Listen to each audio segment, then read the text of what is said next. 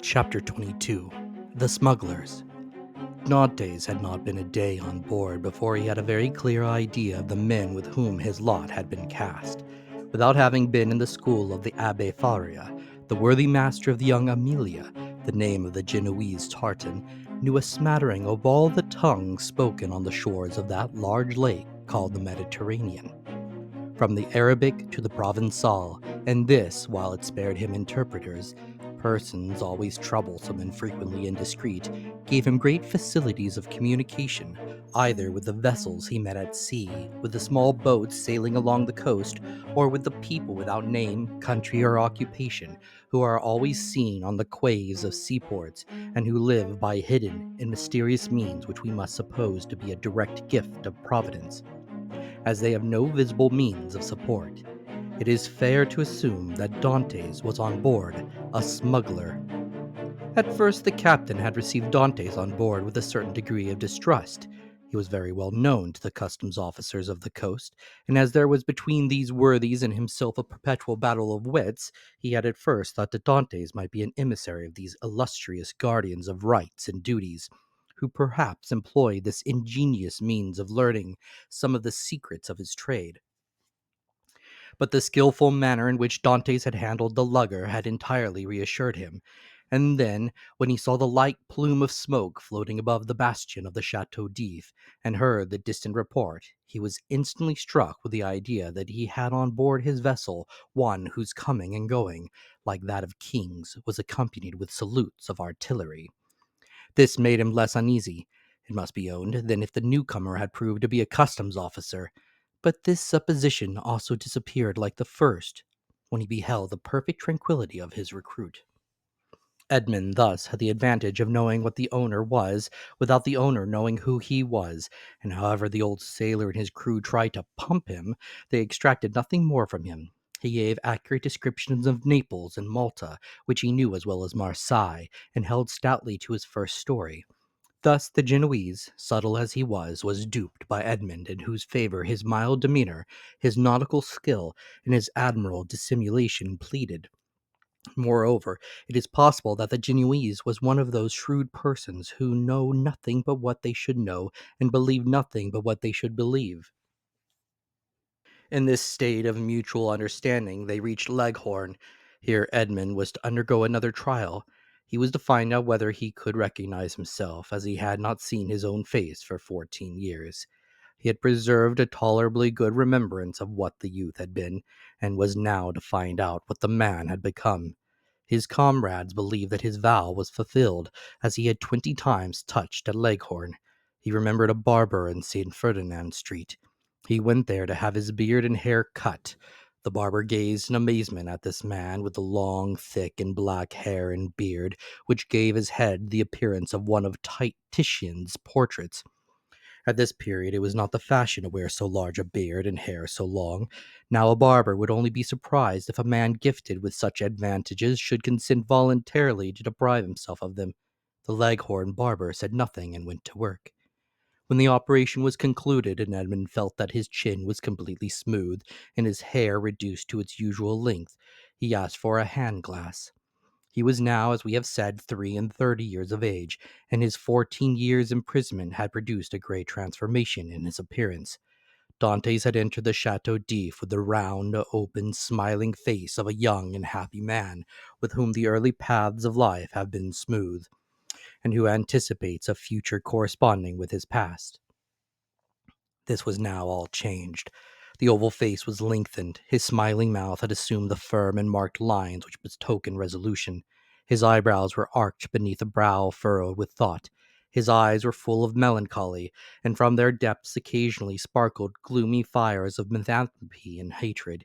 His complexion, so long kept from the sun, had now that pale color which produces, when the features are encircled with black hair, the aristocratic beauty of the man of the north. The profound learning he had acquired had besides diffused over his features a refined intellectual expression, and he had also acquired, being naturally of goodly stature, that vigor which a frame possesses which has so long concentrated all its forces within itself. To the elegance of a nervous and slightly form had succeeded the solidity of a rounded and muscular figure. As to his voice, prayers, sobs, and imprecations had changed it so that at times it was of a singular penetrating sweetness, and others rough and almost hoarse. Moreover, from being so long in twilight or darkness, his eyes had acquired the faculty of distinguishing objects in the night, common to the hyena and the wolf. Edmund smiled when he beheld himself. It was impossible that his best friend, if indeed he had any friend left, could recognize him. He could not recognize himself. The master of the young Amelia, who was very desirous of retaining amongst his crew a man of Edmund's value, had offered to advance him funds out of his future profits, which Edmund had accepted. His next care on leaving the barber's, who had achieved his first metamorphosis, was to enter a shop and buy a complete sailor's suit, a garb, as we all know, very simple and consisting of white trousers, a striped shirt, and a cap. It was in this costume, and bringing back to Jacopo the shirt and trousers he had left him, that Edmund reappeared before the captain of the lugger, who had made him tell his story over and over again before he could believe him, or recognize in the neat and trim sailor the man with thick and matted beard, hair tangled with seaweed, and body soaked in sea brine, whom he had picked up naked and nearly drowned. Attracted by his prepossessing appearance, he renewed his offers of an engagement to Dantès, but Dantès, who had his own projects, would not agree for a longer time than 3 months. The young Amelia had a very active crew, very obedient to their captain, who lost as little time as possible. He had scarcely been a week at Leghorn before the hold of his vessel was filled with printed muslins, contraband cottons, English powder, and tobacco on which the excise had forgotten to put its mark. The master was to get all the out of Leghorn free of duties, and landed on the shores of Corsica, where certain speculators undertook to forward the cargo to France. They sailed. Edmund was again cleaving the azure sea, which had been the first horizon of his youth, and which he had so often dreamed of in prison. He left Gorgone on his right and La Pionosa on his left, and went towards the country of Paoli and Napoleon.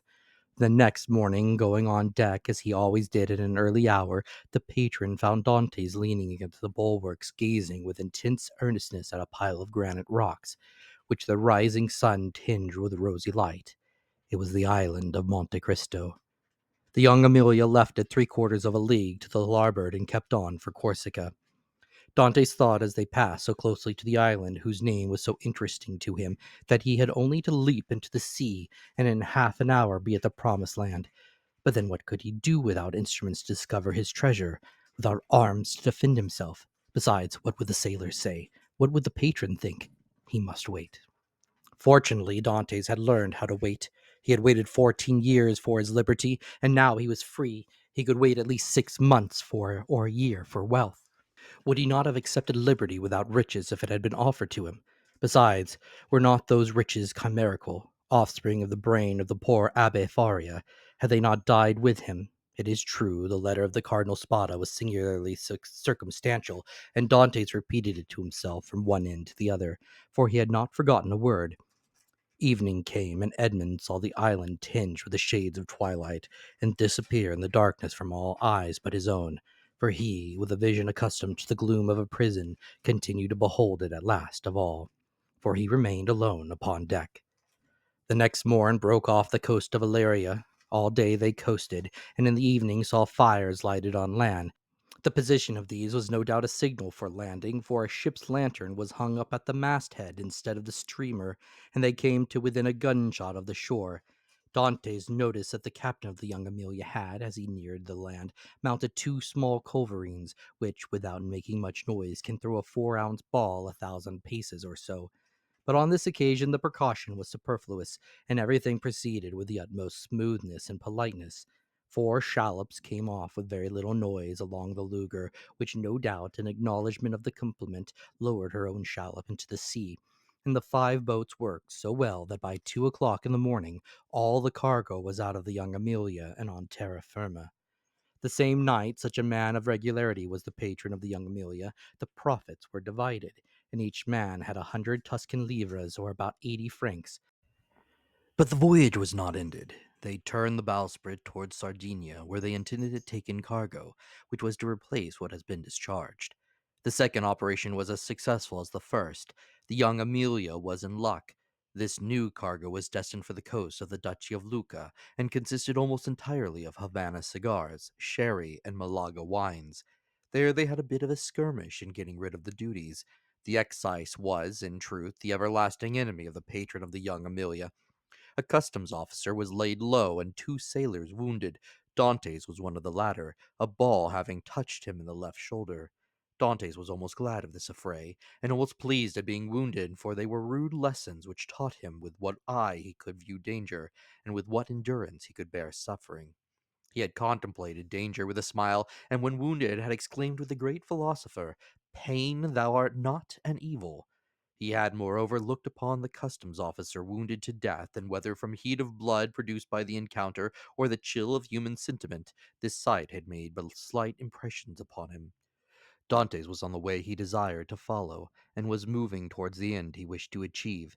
His heart was in a fair way of petrifying in his bosom. Jacobo, seeing him fall, had believed him killed, and rushing towards him, raised him up, and then attended to him with all the kindness of a devoted comrade. This world was not then so good as Dr. Pangloss believed it, neither was it so wicked as Dantes thought it, since this man, who had nothing to expect from his comrade but the inheritance of his share of the prize money, manifested so much sorrow when he saw him fall. Fortunately, as we have said, Edmund was one only wounded, and with certain herbs gathered at certain seasons and sold to the smugglers by the old Sardinian women, the wound soon closed. Edmund then resolved to try Jacobo, and offered him, in return for his attention, a share of his prize money, but Jacobo refused it indignantly. As a result of the sympathetic devotion which Jacobo had from the first bestowed on Edmund, the latter was moved to a certain degree of affection. But this sufficed for Jacobo, who instinctively felt that Edmund had a right to superiority of position, a superiority which Edmund had concealed from all others. And from this time the kindness which Edmund showed him was enough for the brave seaman. Then, in the long days on board ship, when the vessel glided on with security over the azure sea, required no care but the hand of the helmsman, thanks to the favorable winds that swelled her sails. Edmund, with a chart in his hand, became the instructor of Jacobo, as the poor Abbe Faria had been his tutor. He pointed out to him the bearings of the coast, explained to him the variations of the compass, and taught him to read in that vast book opened over our heads, which they call heaven, and where God writes in azure with letters of diamonds. And when Jacobo inquired of him, "What is this use of teaching all these things to me, a poor sailor like me?" Edmund replied, "Who knows? You may one day be the captain of a vessel. Your fellow countryman Bonaparte became emperor." We had forgotten to say that Jacobo was a Corsican.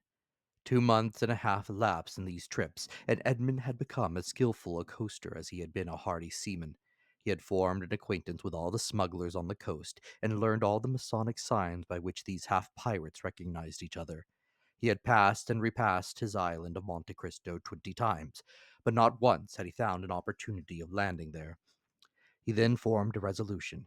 As soon as his engagement with the patron of the young Amelia ended, he would hire a small vessel on his own account, for in his several voyages he had amassed 100 piastres, and under some pretext land at the island of Monte Cristo. Then he would be free to make his researches, not perhaps entirely at liberty, for he would be doubtless watched by those who accompanied him. But in this world we must risk something. Prison had made Edmund prudent, and he was desirous of running no risk whatever.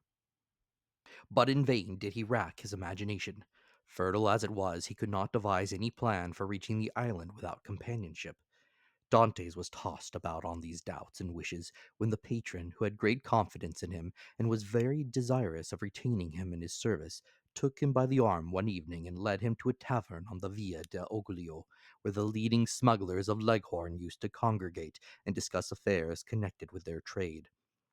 Already Dantes had visited this maritime bourge 2 or 3 times, and seeing all these hardy free traders, who supplied the whole coast for nearly 200 leagues in extent, he had asked himself what power might not that man attain who should give the impulse of his will to all these contrary and diverging minds. This time it was a great matter that was under discussion, connected with a vessel laden with Turkey carpets, stuffs of the Levant, and cashmeres. It was necessary to find some neutral ground on which an exchange could be made, and then to try and land these goods on the coast of France. If the venture was successful, the profit would be enormous. there'd be a gain of 50 or 60 piastres each for the crew. The patron of the young Amelia proposed as a place of landing the island of Monte Cristo, which being completely deserted, and having neither soldiers nor revenue officers, seemed to have been placed in the midst of the ocean since the time of the heathen Olympus by Mercury, the god of merchants and robbers, classes of mankind which we in modern times have separated if not made distinct, but which antiquity appears to have included in the same category. At the mention of Monte Cristo, Dante started with joy. He rose to conceal his emotion and took a turn around the smoky tavern, where all the languages of the known world were jumbled in a lingua franca. When he again joined the two persons who had been discussing the matter, it had been decided that they should touch at Monte Cristo and set out on the following night. Edmond, being consulted, was of opinion that the island afforded every possible security, and that great enterprises to be well done should be done quickly. Nothing then was altered in the plan, and orders were given to get under way next night, and wind and weather permitting to make the neutral island by the following day.